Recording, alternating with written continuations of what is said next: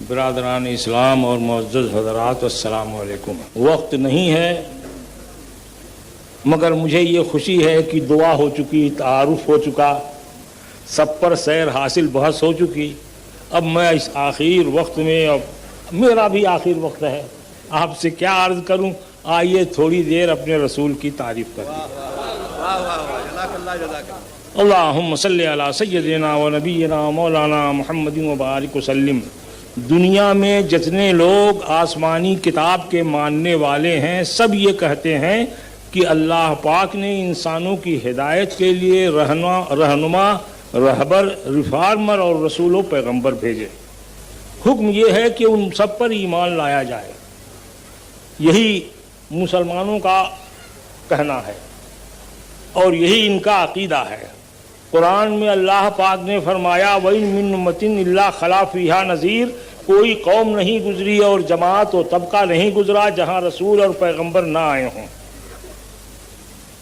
اللہ پاک فرماتا ہے کہ آمن الرسول بما انزل الیہ،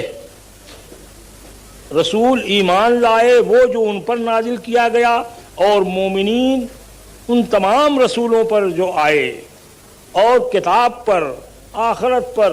تو معلوم یہ ہوا کہ ان رسولوں میں جتنے بھی آئے ہوں، شمار کرنے کی ذمہ داری ہمارے اوپر نہیں ہے، ان سب پر ایمان لانا یہ مسلمانوں کا شیوا ہے۔ لیکن ان رسولوں میں آپس میں کوئی بزرگ ہے، کوئی بزرگ تر ہے، کوئی افضل ہے، کوئی افضل ترین ہے، کوئی اعلیٰ ہے، کوئی فوق الاعلیٰ، نور علی نور۔ اللہ فرماتا ہے، جو یہ آیت میں نے آپ کے سامنے پڑھی، اس میں پروردگار ارشاد فرماتا ہے یہ رسول ہیں جن میں ہم نے بعض کو بعض پر فضیلت دی، کتنوں سے کلام کیا، منہم من، ان میں سے وہ ہیں کہ جن سے ہم نے کلام کیا بے واسطہ، اور وہ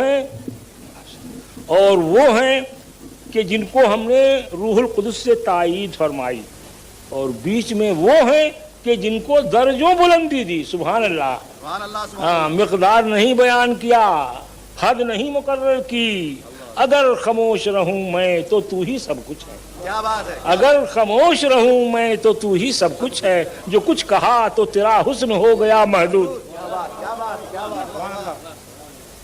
مفسرین کہتے ہیں کہ یہ کلیم اور مسیح کے بیچ میں بعض کے پردے محبوبی میں جس محبوب کا نام نہیں لیا گیا اور بعض کہہ دیا گیا، وہ سید عالم جناب محمد رسول اللہ صلی اللہ تعالی علیہ وسلم ہیں، کیونکہ محبت کا طریقہ یہی ہے کہ جسے چاہیں کبھی کبھی بے نام بھی ان کی یاد کریں۔ اے گل بدو خرسندم تو بوئے کسے داری، سبحان اللہ۔ نام نہیں لیا، حالانکہ محبوب کی خوشبو ہے، اس لیے ہم تجھے پسند کرتے ہیں۔ تو اس لیے اے گل بدو خرسندم تو بوئے کسے داری۔ ہمارے سرکار سید عالم سب سے افضل ہیں۔ علماء کی زبانی آپ نے بہت سنا، ایک مغربی مفکر کی زبانی سنیے، غالباً باسورتھ اسمتھ نام اس کا ہے۔ وہ لکھتا ہے کہ محمد صلی اللہ تعالی علیہ وسلم میں 3 باتیں اتنی بڑی ہیں کہ اگر ان میں سے ایک بات بھی کسی میں ہو تو وہ سب سے بڑا انسان ہونے کے لیے کافی ہے۔ پہلی بات یہ ہے کہ پیغمبر اسلام نے ایک بہت بڑی قوم کی بنیاد رکھی۔ دوسری بات یہ ہے کہ محمد عربی صلی اللہ تعالی علیہ وسلم نے ایک عالمگیر حکومت کی بنیاد رکھی، اور تیسری بات یہ ہے کہ حضور سید عالم صلی اللہ تعالی علیہ وسلم ایک دائمی مذہب کی بنیاد رکھی۔ بات اس نے کہہ دی، مجھے گھڑی بھی بار بار دیکھنا ہے تو اب میں تھوڑی دیر آپ کو بتاتا ہوں کہ قومیت کیا ہے۔ کچھ لوگ یہ کہتے ہیں کہ ایک جغرافیائی حدود میں جو انسان ایک جگہ رہتے بستے ہیں وہ ایک قوم ہے، یعنی قوم وطن کی بنیاد پر بنتی ہے۔ ہمارے بھارت میں بہت دنوں تک اس کا جھگڑا رہا، اور مولویوں کا ایک طبقہ تھا، وہ یہ کہتا تھا کہ صاحب قومیں وطن کی بنیاد پر بنتی ہیں، مذہب کی بنیاد پر نہیں بنتی۔ ڈاکٹر اقبال سے نہیں رہا گیا، انہوں نے چند اشعار کہے کہ اجم ہنوز نہ داند رموز دین ورنہ، اجم ہنوز نہ داند رموز دین ورنہ، ز دیوبند حسین احمد اینچ بلا جبیست، سرود بر سر منبر کہ ملت از وطن است، چبے خبر ز مقام محمد عربیست، بمصطفیٰ برساں خیش را کہ دی ہموس وگر بہو نہ رسیدی تمام بور حبیست۔ بڑی تعجب کی بات ہے کہ یہ مولوی لوگ رسول اللہ کے دین کا بھید نہیں جانتے اور کہتے ہیں قومیں وطن سے بنتی ہیں، کلمے سے نہیں بنتی ہیں۔ کیسے لوگ ہو گئے ہیں؟ سنو جی سنو، رسول اللہ کی پیروی کرو تب تو ایک ہو، نیک ہو، کامیاب ہو، فائز المرام ہو، اور اگر ان سے پھرے تو ابو لہب کے پیچھے گئے۔ تو ایک یہ بھی نظریہ تھا۔ دوسرا نظریہ یہ ہے کہ قوم نسل اور خاندان کی بنیاد پر ترتیب پاتی ہے، جیسے جرمنی قوم ہے، جیسے رومی قوم ہے، جیسے ہندوستان میں بھی بہت ساری قومیں ہیں، تو وہ خاندان کی بنیاد پر، آباء و اجداد کی بنیاد پر قومیں بنتی ہیں۔ کسی کا کہنا یہ ہے کہ ایک زبان جن لوگوں کی ہو وہ ایک قوم شمار کیے جاتے ہیں، کسی کا کہنا یہ ہے کہ ایک قسم کی معاشرت، رہن سہن اور ضروریات اور حاجتیں جن کی ہوں ان کو ایک قوم کہا جاتا ہے۔ میں نے کامریڈ اسٹالن کی کتاب مسئلہ قومیت پڑھا، اس میں یہ کہتا ہے کہ حقیقت میں ہو سکتا ہے کہ قومیت کی تشکیل میں ان سارے اسباب کا کچھ نہ کچھ اثر ہو، لیکن حقیقت یہ ہے کہ وہ کسی ایک چیز کی خصوصی بنیاد پر نہیں بنتی، مختلف ضرورتیں اور مختلف اسباب ہیں جو ایک جگہ مل جاتے ہیں تو ایک قوم بن جاتی ہے۔ جب ہمارے سرکار آئے تو دنیا یہی کہہ رہی تھی، مگر میرے آقا نے فرمایا کہ ٹھیک ہے، پہلے قومیں وطن کی بنیاد پر بنتی رہی ہوں، زبان کی بنیاد پر بنتی رہی ہوں، نسب العین کی نسب کی بنیاد پر بنتی رہی ہوں، اور ضروریات متحدہ اور معاشرت متحدہ کی بنیاد پر بنتی رہی ہوں، لیکن یہ محمد الرسول اللہ کا کمال ہے کہ انہوں نے جس قوم کی بنیاد رکھی، لا الہ الا اللہ محمد الرسول اللہ پر رکھی، دنیا کو آپ نے خطاب یہی فرمایا، یا ایھا الناس قولوا لا الہ الا اللہ تفلحوا، اے لوگو لا الہ الا اللہ کہو تو کامیاب ہوگے۔ تو حضور صلی اللہ تعالی علیہ وسلم نے صرف کہا ہی نہیں، اور لوگ یہ نعرہ سن کر رسول اللہ کی قومیت میں، مسلم جماعت میں شامل ہونے لگے۔ کیا کیفیت؟ اب میں آپ سے کیا عرض کروں، حضرت سلمان فارسی ہیں، فارس کے رہنے والے ہیں، اسی نور مبین کی تلاش میں بازاروں میں بکے، چوراہوں پر نیلام ہوئے، دیس دیس پھرے، ادھر ادھر غلام بنے، چلتے چلتے اس جگہ آ گئے جہاں رسول اللہ آنے والے تھے۔ غلغلہ نبوت سنا، تار پر چڑھے، کھجور پر چڑھے کام کر رہے تھے، دل بے چین ہو گیا، دوڑے بھاگے خدمت میں آئے، آج دیکھا، کل دیکھا، پرسوں دیکھا، اور پڑھا کلمہ لا الہ الا اللہ محمد الرسول اللہ۔ اب اگر ان سے کوئی پوچھے کہ سلمان تم کس خاندان کے ہو، تو فرماتے تھے سلمان ابن اسلام ابن اسلام ابن اسلام 70 مرہ۔ نعرہ تکبیر، سلمان کا باپ بھی اسلام ہے، سلمان کا دادا بھی اسلام ہے، اس کا پردادا بھی اسلام ہے، سبحان اللہ، 70 پشت تک یوں ہی گنتے چلے جاؤ۔ بند ہے عشق شدی ترک نسب کن جامی، بند ہے عشق شدی ترک نسب کن جامی، کی دری راہ فلاں ابن خلا کیجئے نیز۔ تو محمد رسول اللہ کے یہ غلام ہیں اور ان کی شان یہ ہے۔ حضرت بلال آئے، اللہ اکبر، رسول اللہ کے غلام ہو گئے۔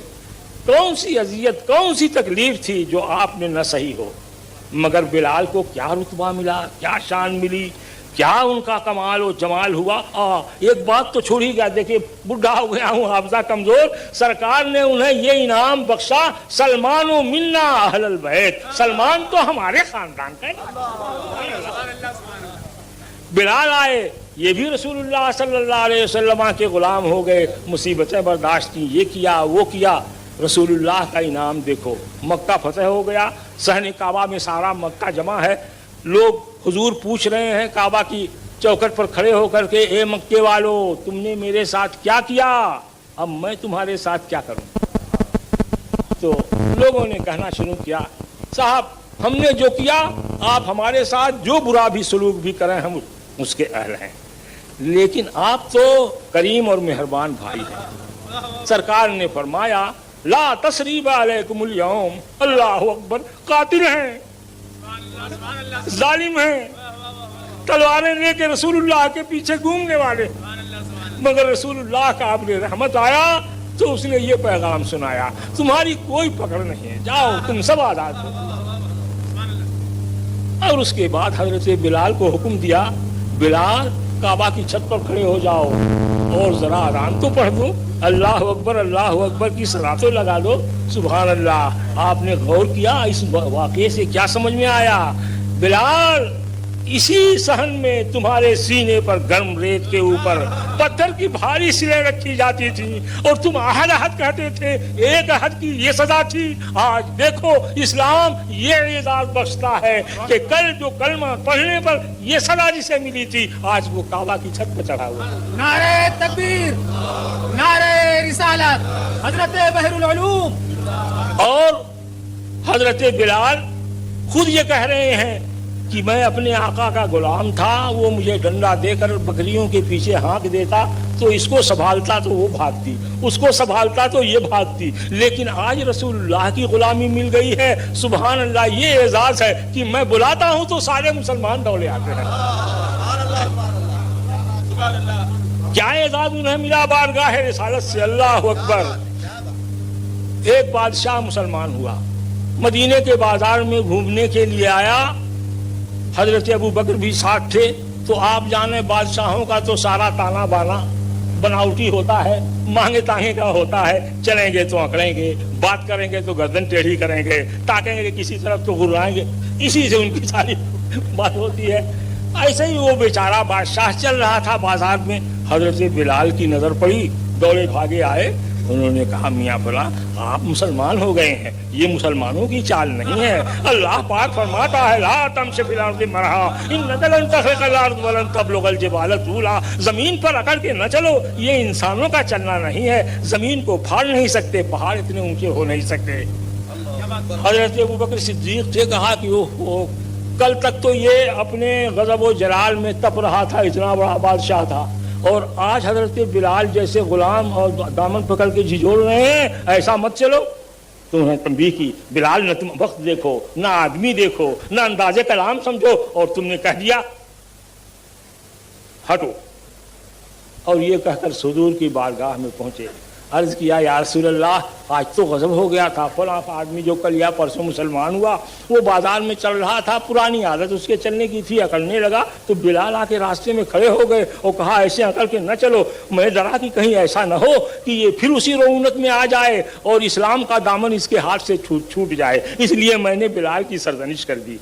सरकार ने फरमाया, अबू बकर, तुमको ये डर है कि कुछ बादशाह का के दामन से, हाथ से इस्लाम का दामन न छूट जाए, और मैं इसलिए रंजीदा हो रहा हूं कि तुम्हारी बातों से कहीं मेरे बिलाल का दिल न टूटा हो। जाओ जाओ, बिलाल से माफी मांगो।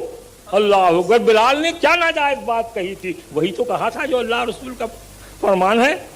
फरमाते हैं, ला फज़्ल लिल अरबी अलल अजमी वला लिल अजमी अलल अरबी कुल्लुकुम आदम वल आदम मिन तुराब। अल्लाह अकबर।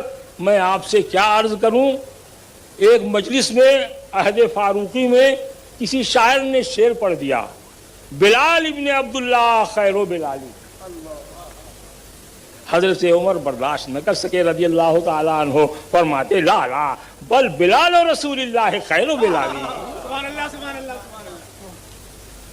तो ये इज्जत और ये शान हजरत बिलाल को, जो गुलाम थे जिन्हें मदीने मक्के की गलियों में खींचा जाता था, इस्लाम ने अता किया। इस तरह रसूलुल्लाह ने अमल करके बताया कि इस्लाम रंग व नस्ल का कायल नहीं है, कौम और खानदान और जमात का कायल नहीं है, तबकात का कायल नहीं है। इस्लाम में तो इन्नमा जअलनाकुम शुअबन व क़बाइला लितारफू इन्ना अक्रमकुम इंदल्लाहि अतकाकुम। मेरे भाइयों, बिलाल के साथ ये सलूक हुआ तो इस्लामी शायरों को तखय्युल मिला, बद्र अच्छा है फलक पर न हिलाल अच्छा है, बद्र अच्छा है फलक पर न हिलाल अच्छा है, चश्मे भी ना हो तो दोनों से बिलाल अच्छा। اللہم صلی علی سیدنا و نبینا مولانا محمد مبارک وسلم. تو بات تو بہت لمبی ہے صاحب, کئی رات میں ختم نہیں ہو سکتی ہے, اور مجھے حکم جو ہوا تھا کہ تبرک کر دیجیے تو تبرک میں نے بانٹ دیا. وآخر دعوانا نعرہ تکبیر, نعرہ رسالت.